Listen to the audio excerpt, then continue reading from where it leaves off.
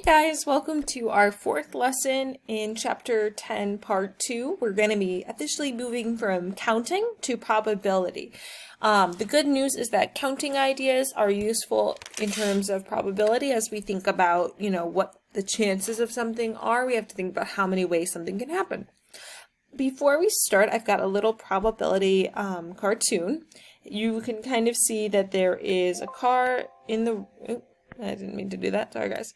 You can see that there is, a little car here in the road, and this gentleman is walking, and you can see as he progresses across the road in front of the car what his chances of being hit by the car are, is I believe what this is trying to get at. So you can see he's got really low chances on the outskirts, and then as he gets closer and closer to the car, it gets more and more likely. It's like a 2 to 5 or a 6 to 1. So that's one way some people do probability. It's if you say your chances are 1 in a million. So that's one format of writing it. There are other formats such as writing a fraction. So I've got a really easy, quick warm-up. If I'm flipping a quarter, what are the chances it'll be heads? And you can pause it if you want and try it on your own. You've probably already said it though. You've probably already said the chances are a half. You can also write it as 1 to 2, or 1 to 2. Those are kind of ways, more like the picture in the cartoon. I generally do my probabilities as 1/2 because it's a little bit more streamlined for more complex problems. What are the chances it'll be heads twice in a row? So if you think about it, it could be heads, heads. It could be heads, tails, tails, heads, tails, tails, right? You're kind of thinking about first flip could be 2 things, second flip could be 2 things. So if you think about it, there are 4 total outcomes, right? Based on the tree diagram or the list, and only one of them are where it's heads twice, and that might be on the tree, maybe it's this branch specifically. So it's 1 out of 4. You also might have thought about it as a second way to do it is a half times a half. And that's because you're doing 2 things in a row. You can do the probability of the first one times probability of the second one. So those are 3 different ways that you can think about it. And you can clearly see tree diagrams can be useful, listing options. I generally go for the third one, but you kind of have to get to a place where you're more comfortable, I think, before you can see that way as clearly. Some of you guys might be thinking more in the tree diagram way, and that's just fine. It just takes practice to see the different ways of doing this. Okay, I'm going to scroll a little bit down to our official notes page. So we're in section 10.8, probability, and officially we're in the 4th day of the unit, but this is the first day of probability, so that's why I called it day 1. And probability, typically I write it as a fraction, and your textbook does as well. And it's a fraction where you think about how many ways can what you want happen, and that's what we call favorable outcomes. That might be heads twice, right? And the total number of outcomes is total outcomes from your 2 flips, right? And if we think through that tree diagram, right, there were 4 different total outcomes, and there was only one where you had heads twice. So that's an example of how you'd write it out. And let's see, some people call it total outcomes, some people call it a sample space. You might see that come up in your textbook. And the assumption is that all of them are equally likely. So the idea is if you're flipping a coin, one side is not more likely than the other. We're assuming that each of the 2 options are equally likely to happen in that concept.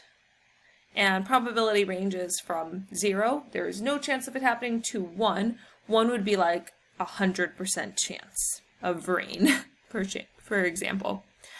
So here's a nice straightforward example just to get us comfortable with just the basics of probability. A high school club includes 8 freshmen, 9 sophomores, 12 juniors, and 7 seniors. One student is picked at random. What is the probability that the student is? And we have some possibilities. The first thing that's kind of useful is just finding the total kids in the club. So I'm just going to do 8 plus 9 plus 12 plus 7 on my calculator.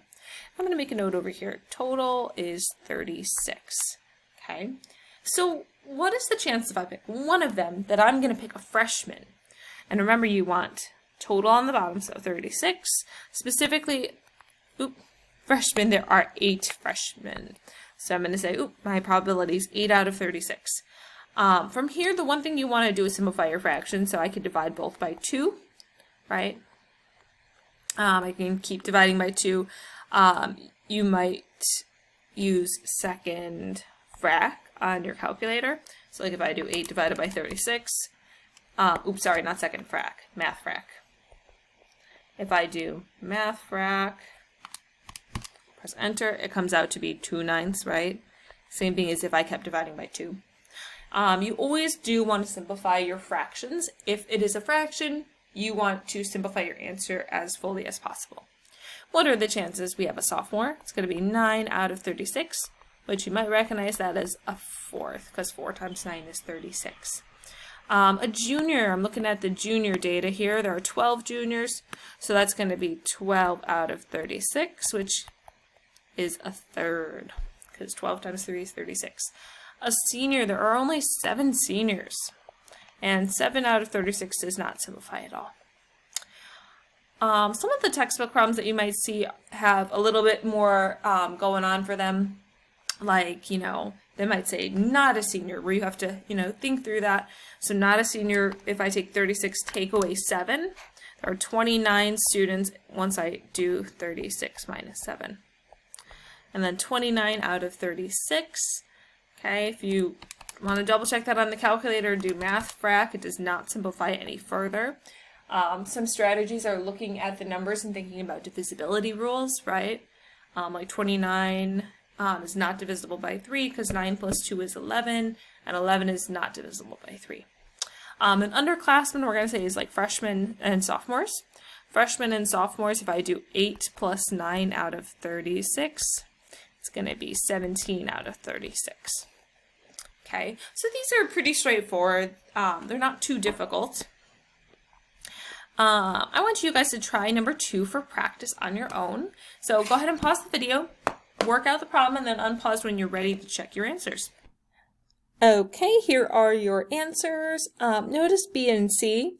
You had to add a couple of different groups of marbles together to see how many, for instance, were green or orange, or how many were not green. Part D was kind of a trick question just to see if you were paying attention. I did not have any purple marbles, so the possibility of picking one is nothing. Our next big idea is something called dependent versus independent, which really goes with an idea about replacing or not replacing. So thinking about like your marble example, right? Let's do a quick like marble scenario. Let's see, we had 9 white, 8 green, and 3. So let's see, we have 9 white, said 8 green, and 3 orange. 8 green, and 3 orange, right? An idea would be that, for instance, out of our 20 marbles, let's say I'm going to write it out. Say I want the probability of picking 2 greens in a row, right? And I'm going to write out the non-simplified fraction just so you can see.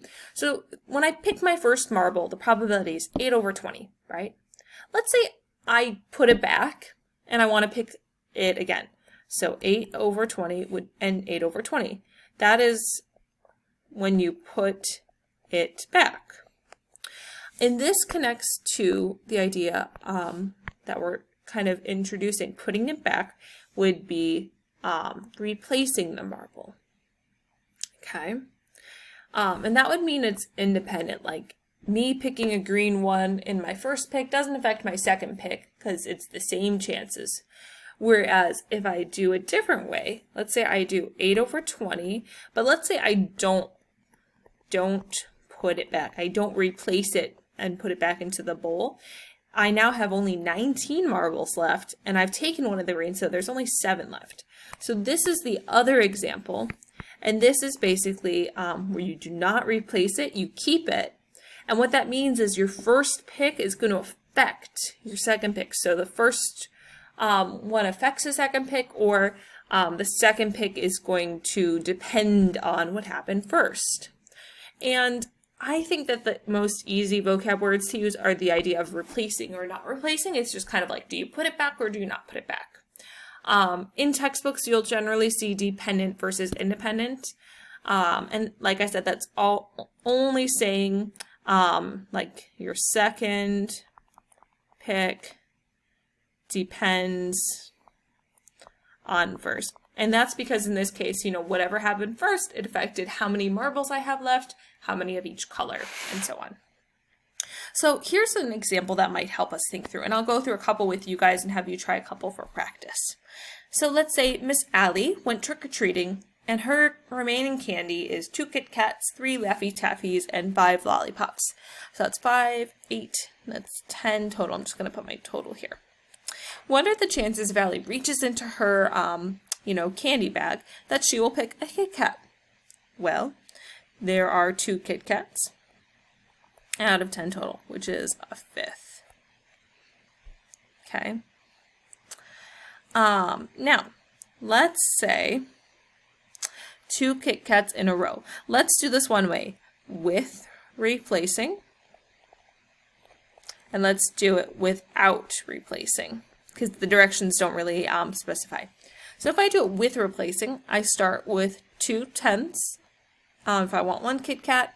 Second time, there are still 10 candies. There are still 2 Kit Kats. That will be 2 times 2 is 4. 10 times 10 is 100.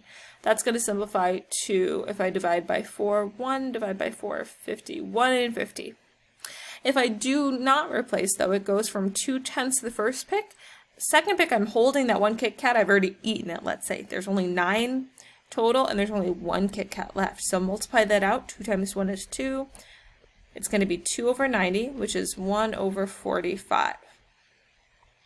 So notice, you are more likely, if you are not replacing, to be able to pick a Kit Kat. 1 in 45 is a little bit better than 1 in 50. It's kind of interesting how that one works out. So let's say that for these next two, like C and D, notice it's saying like you pick one, then the other, you pick 5 in a row. Let's assume that these are without replacement. Okay, and that's going to be just like your second example for part B. Okay, so I want you guys to try the next 3 on your own. Try those for practice, and unpause when you're ready to check. Okay guys, here are your answers for the next couple questions.